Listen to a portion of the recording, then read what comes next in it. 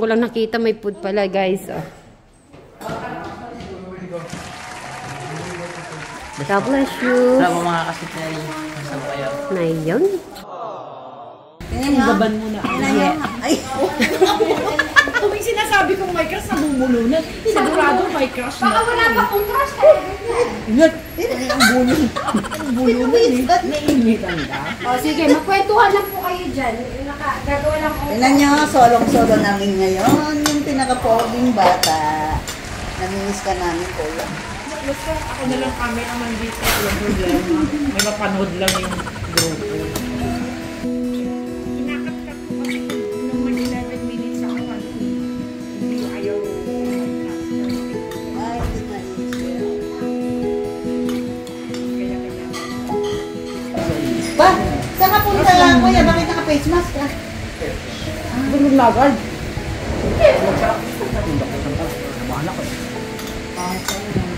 After the third time. Anong sasakyan mo? Magmumotor ka, init. Hindi ka mag-helmet. Ay, hihimitin mo naman si Luis. Diyan lang yung juice ko. Hindi ka pa yata kumain, Luis?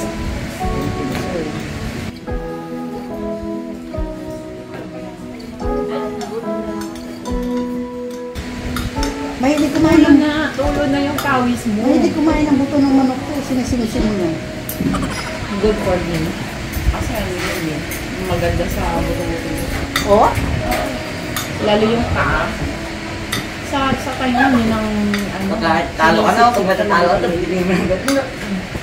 Kasi yung layo din siya yung mga ganyan yun. Yan daw ang maganda sa mga lalo kung long basketball. Yan ang nagpapatibay ng ano. Ay, hindi kasi yung buto ng Mga legumes. Yan ang nagpapatibay. Collagen yun. Init na naman. Titingin tayo sa ano. Saan mo gustong matumingin? Sa Taiwan? Sa Vietnam? Pag pinag-usapan yung crush, pinapawisan siya. Australia? Saan? Japan. Japan? Japan level sila. Oh. Japan yun. O yan, sige. Minot-mot na niya pati gusto ng manok. Good for him. He never wasted anything. Mga kung tingin na yan. Ilan yung natanggal na ano ng ngipin mo na sa kanunot mo ng ganyan? No. Wala na, hindi na natatanggal.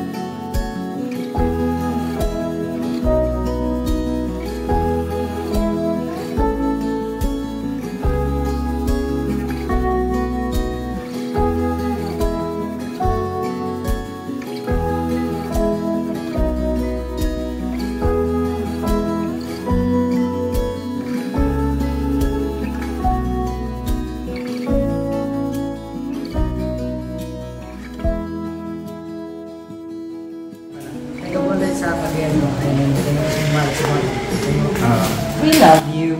You know this, actually hindi lang to 36,000 kasi may pa-food pa to, almost 50,000 plus. 54,000 kategram. Grabe, wow, ang nabasa ko sa sa comment section. Kuya, itong money na to is not just the money. Ito'y dugot pawis ng mga tita, tito na nagmamahal sa'yo, especially Kuya Dave, kasi ito, nilaan nila para sa'yo.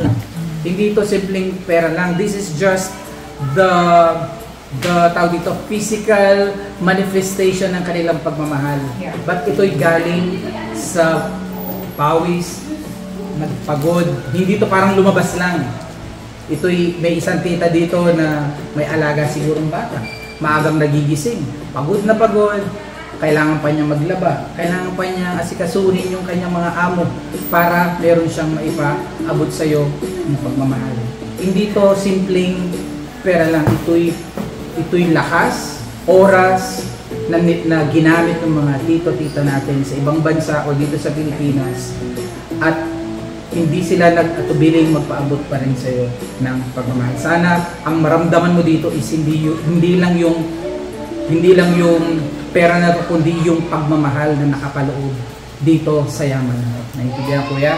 Yun yung labis mong pasalamatan. Kasi mauubos to, kuya eh. Yes. Eventually mauubos to. Pero yung malaman mo na may nakasuporta, nagmamahal sa inyo, yun yung mas pahalagahan ninyo, no? Naintindihan mga ano. Kasi hindi naman lahat ng tita is may capacity na makapagbigay, but their love and support is binubuhos talaga nila sa atin. Kaya huwag natin kalimutang pasalamatan. Ano? Yes. So again, to all the titas, titos, all around the globe dito sa Pilipinas at sa ibang bansa, maraming pong salamat. Hindi po biro na nagpapabot po kayo ng mga ganito sa amin. Maraming pong salamat. Hindi po sapat yung, hindi po kayang tumbasan yung pong effort po ninyo nung pasasalamat lang. But again, salamat pa rin dahil po hindi po kayo nagsasawang magmahal at sumuport po sa atin. Si Tatay Ram, alam niyo naman na parang mahihain talaga si Tatay Ram when it comes sa ano, kasi naintindihan ni Tatay Ram yung sakripisyo ng mga titas natin. Baka inaano niya na bagay yung needs din ng mga titas natin, and kumbaga kaya naman suportahan din naman si Kuya Dave. But again, di natin mapipigilan yung pagpapaabot ng pagmamahal ng mga titas natin. Basta ka Tegram, at least maintindihan nyo lang kung saan nanggagaling si Tatay Ram kapag parang nagsasabi siya na parang alam niyo na yung ibig kong sabihin. Iniintindi lang po niya, inaabot lang po niya yung situation din naman nung iba. So, kasi kaya naman. Kaya naman. But again, kung di talaga natin mapigilan, sobrang salamat po.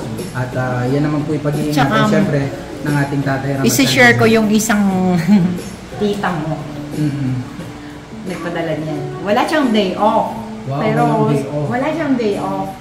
Ang pinakisuyuan niya is yung Indiano na driver nila. Siya ang nagpadala ng pera sa kanila.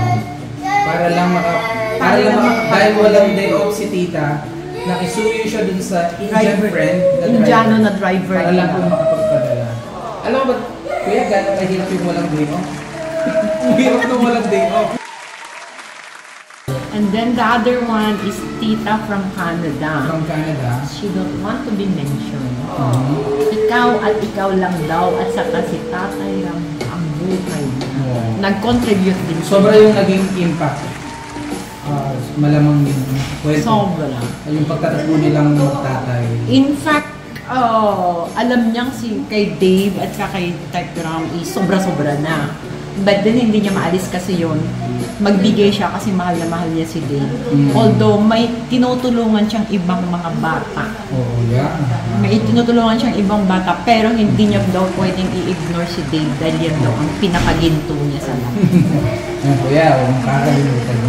Basta huwag lalaki yung ulo natin. Kuya, mga pogi, huwag lalaki yung ulo natin. Higit dito sa yaman na to is yung nararamdaman natin na nandyan sila para sa atin. Siyempre, nakakasalamat tayo dito dahil effort to sobrang effort to. But, siyempre, again nga, nauubos to. Pero yung support nila dyan, nandyan sila para sa atin. Sinusubaybay nila tayo, alam mo yun, sarap lang sa puso at Tegram ng pagmamahal po ninyo.